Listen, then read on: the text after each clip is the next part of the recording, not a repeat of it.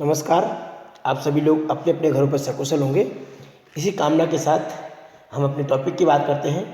So student, as we have just completed our previous topic in previous lecture about the anatomy of the dicot and monocot, about the dichotomous root, dicot root, monocot root, as well as dicot stem, dicot monocot stem and dicot leaf and monocot leaf one. So let's begin on the next topic of this chapter, or it is the generally the last topic of this chapter, that is generally the secondary growth. So first of all, we have to know what about this secondary growth. Generally, as we can say, the plants can show the different kinds of growth over there. Evenly, the first of all, there is a primary growth, right? We can say the growth of the roots and stems in the length with the help of the apical meristems, right?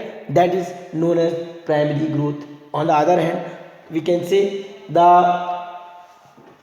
most of the dicot plants exhibit the increase their growth also. Generally, the maximum number of plants can be always try to grow up, especially in their length one. That is, we can say the primary growth. But in case of the secondary growth, generally maximum number of the dicot plants can choose the such structures. Especially, we can say the growth of the root stem in growth wise, right? So this increasing of the growth is known as the secondary growth in that particular type of plants. Especially if we talk about the secondary growth, the lateral meristem causes secondary growth and vascular cambium and cork cambium. Means these are the different things which can be generally grow over in that particular type of conditions over there. So we have to talk about the secondary growth in the dicot stem, as you can see in the such structures, right? So first of all, we have to talk about the secondary growth in dicot stem, in which we have to talk that the dicot plants, right,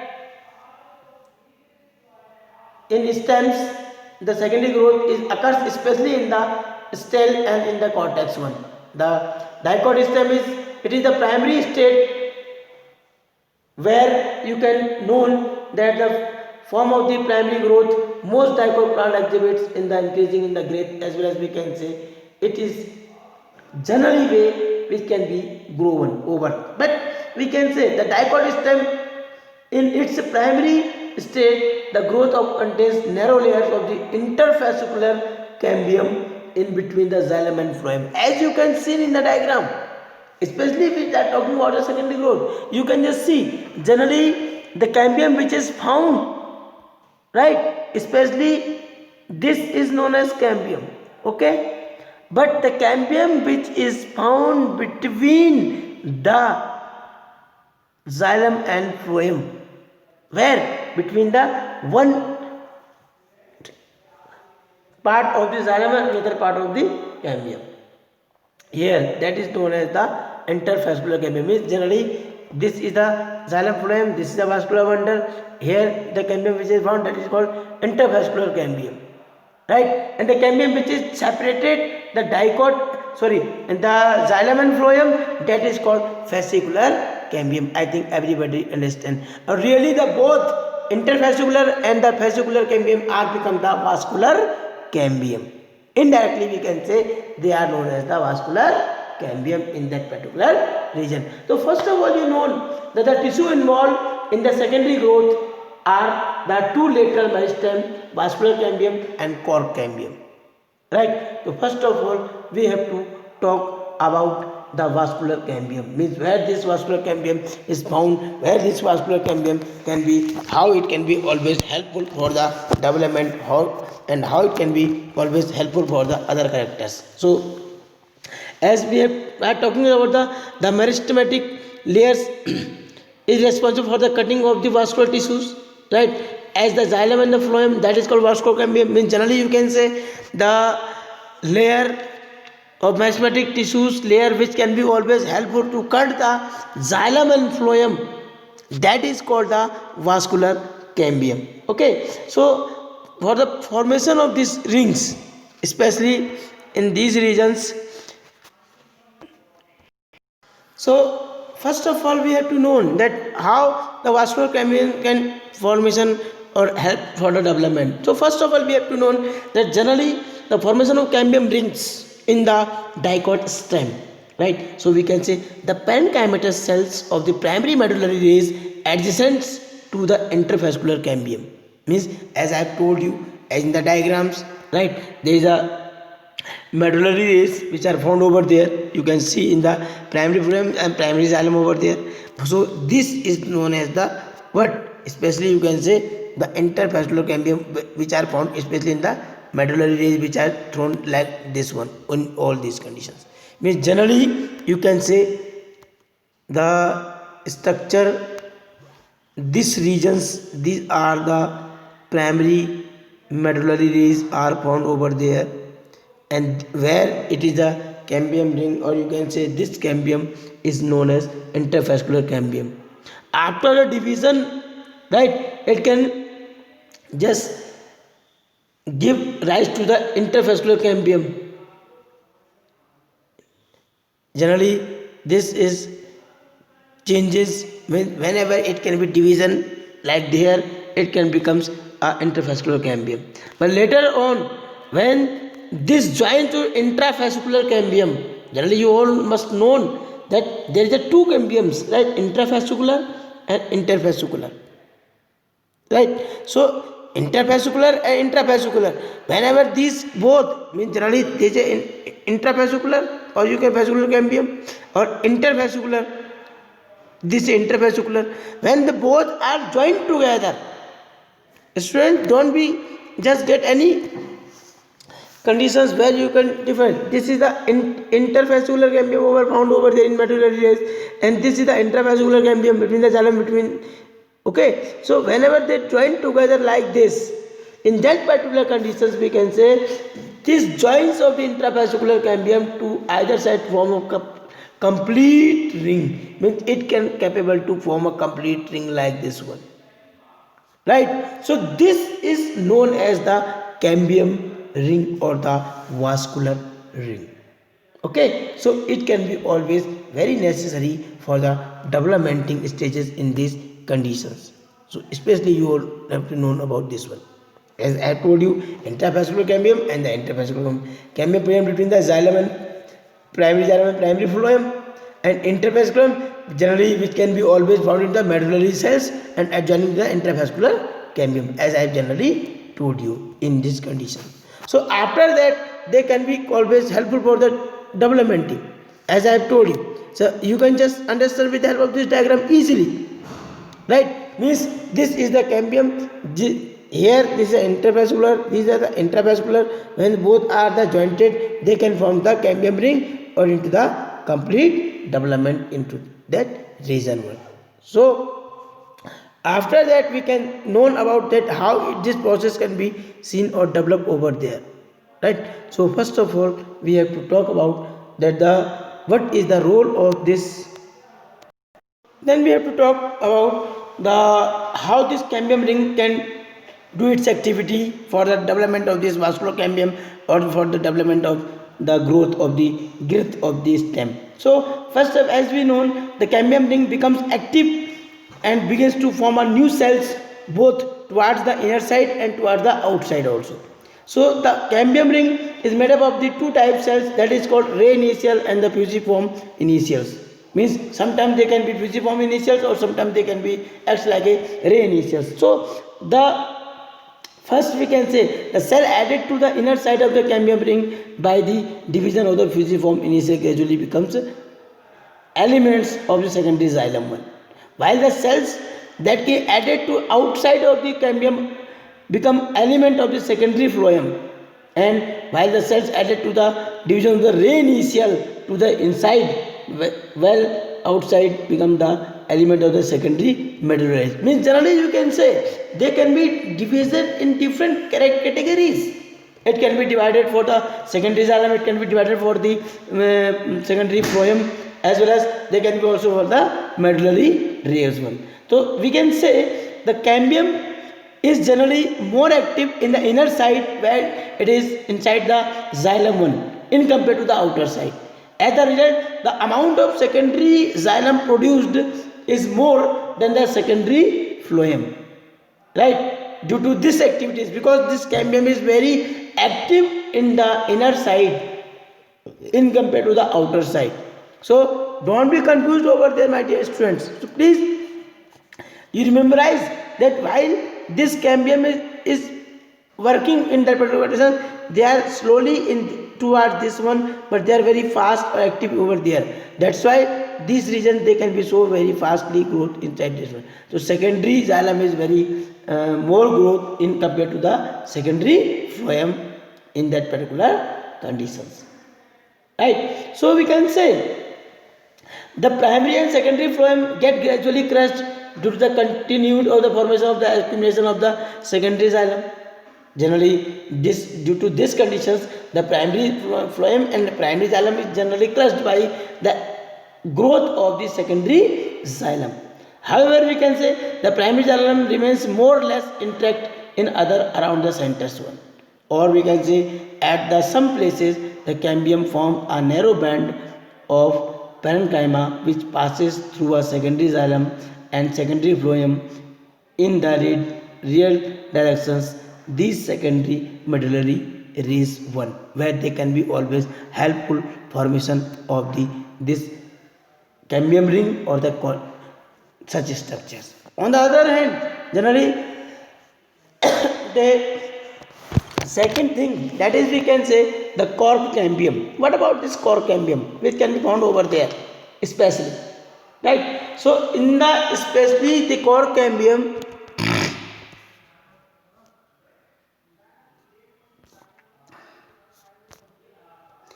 this can be also helpful for the developing some another thing, right? Basically we can say the stem continues to increase in the girth due to the activity of vascular cambium.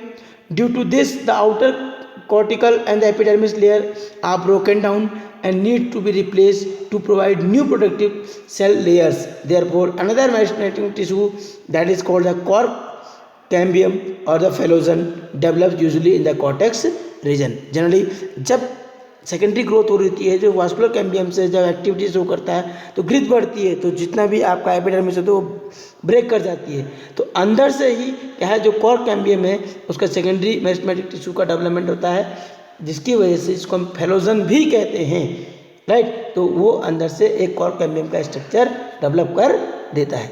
Generally if we talk about the phellogen, phellogen is a couple layer thick. It can be made up of the narrow thin walled and nearly rectangular cells. Phellogen cuts off cells on the both sides. The outer cells differentiate into cork and phloem, right, while the inner side differentiate into the secondary cortex or the phallodum. Means जो phellogen होता है it can be divided into twice. Outside it is known as the phloem and inside it is known as the phallodum, right? And we can say the cork is the impermeable to the water due to the sovereign. Generally water cannot be just pass out towards this, right, because they contain depositing substances in their cell walls that is called sovereign, which is water resistance. So we can say the cells of secondary cortex is parenchymatous and the phellogen, phloem and the phallodum are collectively known as periderm. They can be always capable to develop a structure over there that is called the periderm. Means whenever the phellogen, phloem and the phallodum are collectively form a structure that is called the periderm, in which generally this cork can always helpful for the making the structures that particular part water resistance because of the sovereign depositions in the cell wall of there, right? On the other hand, there is another thing that is called the bark. Means generally bark is we can say non-technical term used to describe all tissues exterior of the vascular cambiums.